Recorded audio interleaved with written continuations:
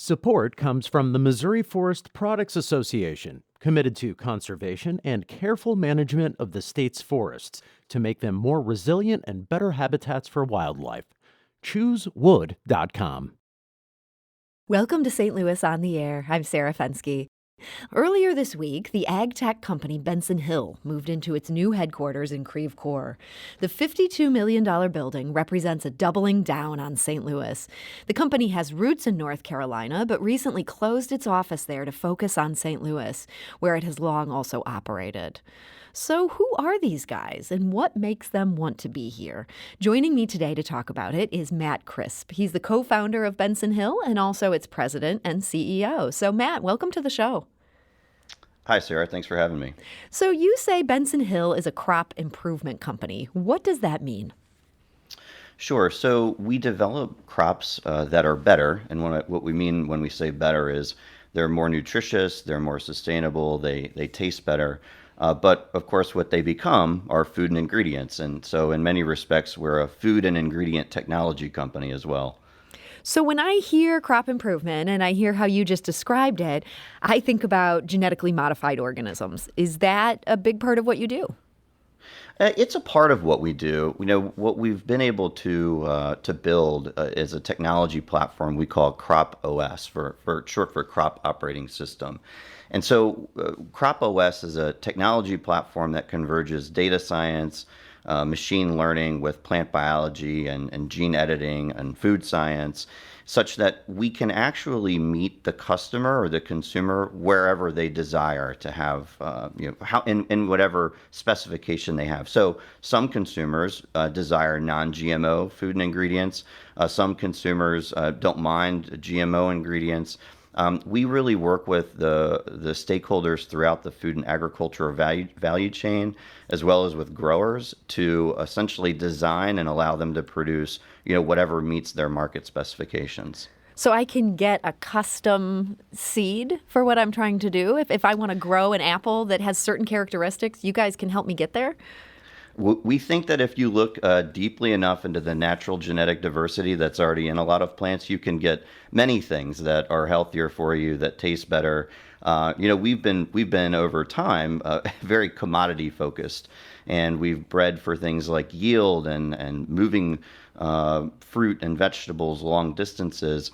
And we've left behind some really important things that actually are there, but they've been bred away, or certain of these characteristics have been bred out of plants, like nutrition density, and oftentimes flavor and taste. And we think by using technology and different convergence of capabilities, we can reincorporate a lot of what we've lost.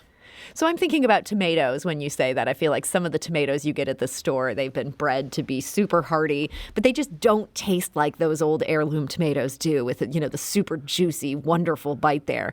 You can bring back the kind of taste of an heirloom tomato and put it into a tomato that can also travel long distances. Is that the ultimate goal? That's a great example, Sarah. So when you think about, and I, by the way, love tomatoes as well, but find that most of them in the grocery store don't taste like much at all. Mm-hmm. So and it's for the reason that you just described. They've been bred to ship long distances and provide great yields. And that's great for the grower, but it might not provide the best experience for the consumer. And so you're right. There's characteristics that start with the seed, that start with the genetics, that come from heirloom varieties and how they're grown. And by reintroducing some of that, using genomics technology that we have today, we don't have to sacrifice yield for taste and taste for yield. We can actually gain visibility, use technology, this convergence of capabilities that I described, and so to say, have our cake and eat it too. So I do want to say this Crop OS, this system that lets you do this won the AI-based Solution of the Year honors at the Ag Tech Breakthrough Awards. You guys are really onto something big here. But give me a specific example. What is a crop that you have improved? So soybean is a crop that we've spent a lot of time on, and that we're actually taking multiple products to market here in the near future. And this is a crop that's grown on tens of millions of acres in North America. But again, the principal focus has been on yield.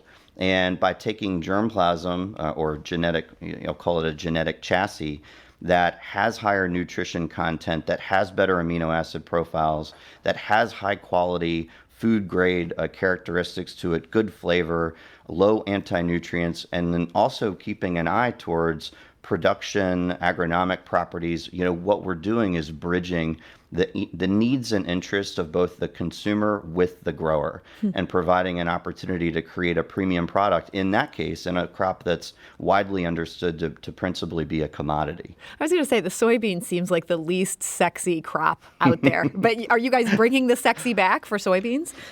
We are bringing the sexy back for soybeans. When you think about what the genetic potential of soybean is, it's quite remarkable. It can produce more protein per acre and therefore more protein per unit input than any other crop. We sometimes call it the king of protein. Well, protein is important, and we have a global demand for more of it.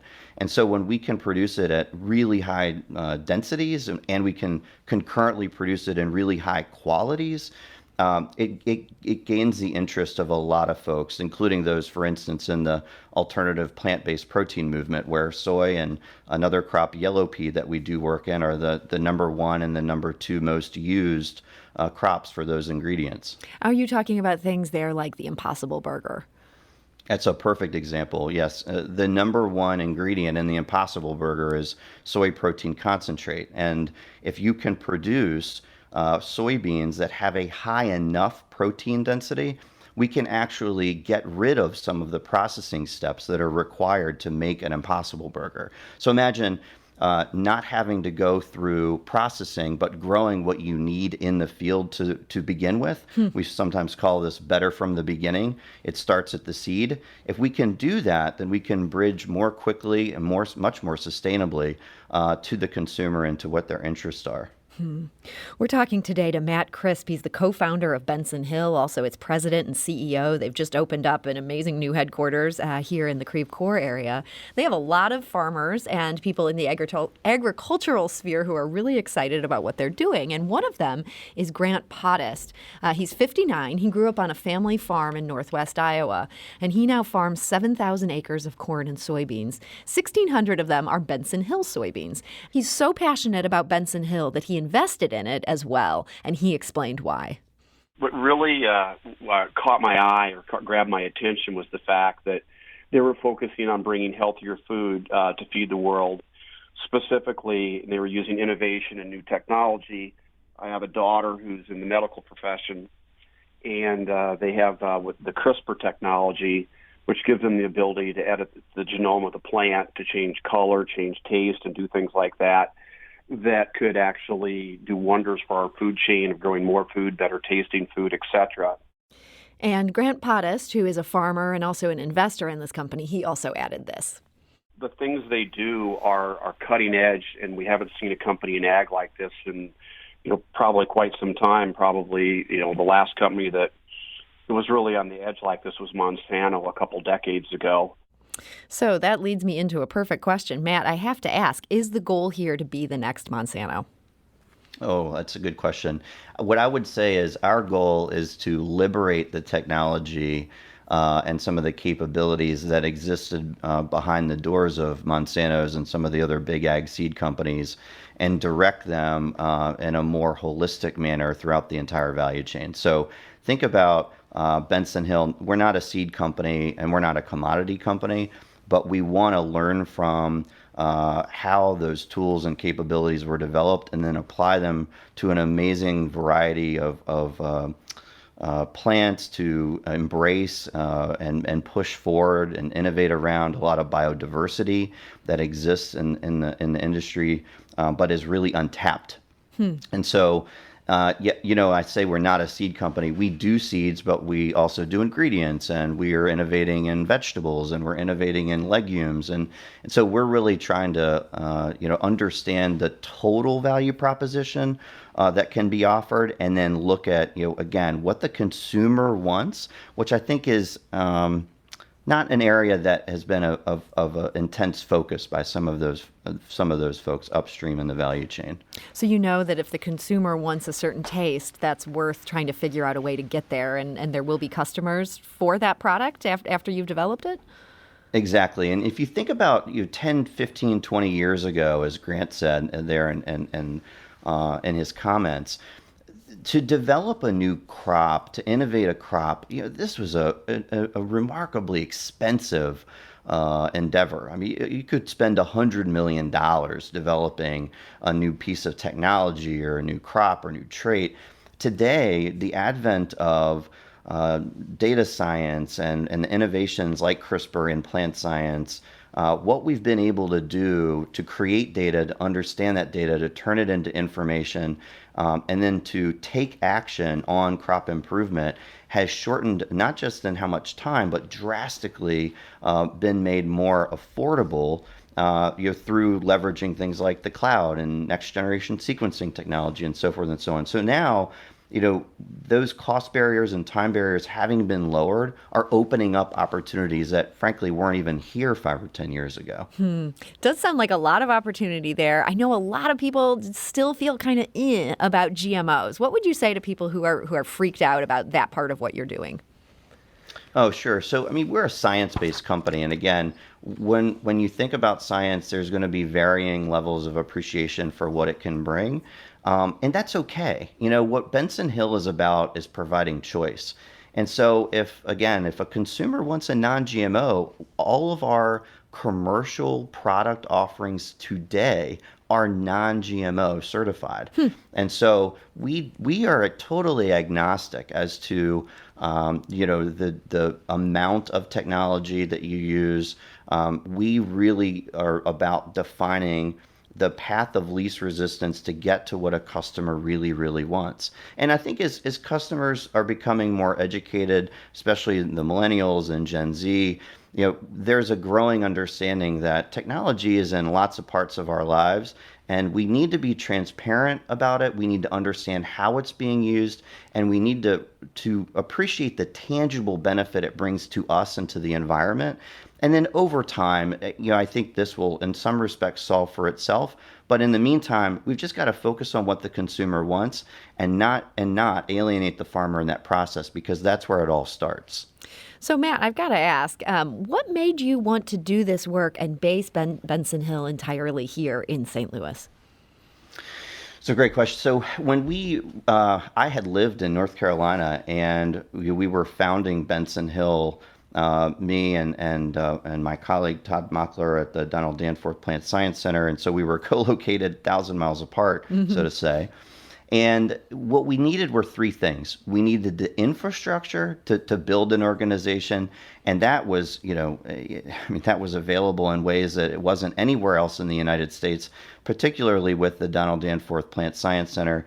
Number two, we needed people, great talent, and St. Louis, again, offered that. And the third, and in many respects most important when you're a small startup company, is you need capital. You need fuel to hire those people, to take advantage of that infrastructure, to innovate and invest. And we're very fortunate locally to find support with organizations like BioGenerator, BioSTL, the Missouri Technology Corporation, multiple local angel investors who really believed in us early on. And those three key ingredients, put together were really that created the formative years of Benson Hill. And so when we began raising institutional capital in 2015 from the East and West Coast, it just made it a natural fit for us to continue to grow the operation that we'd really invested in here locally.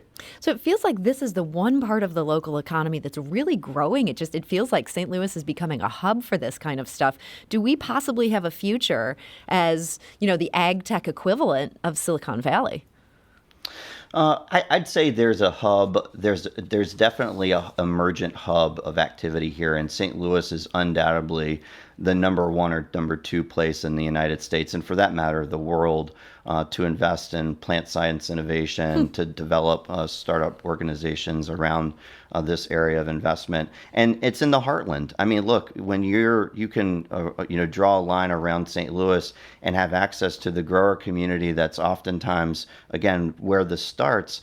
The recipe, I think, gets better and better. And I agree with you. It's definitely a hub. Well, that was exciting to hear. Finally, some good news about the St. Louis economy, and great news to hear about this this double down on St. Louis company, Benson Hill.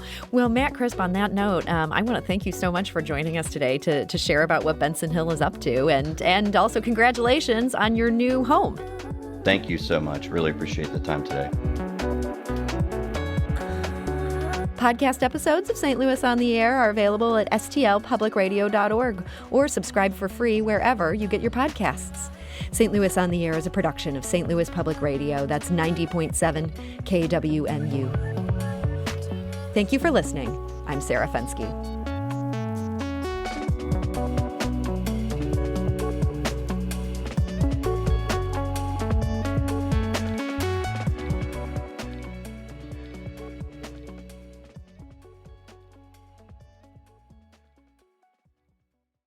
Support comes from Missouri Forest Products Association, committed to sustainable and sound conservation of the state's forests, which support more than 41,000 Missouri jobs, resulting in a $10 billion industry. ChooseWood.com.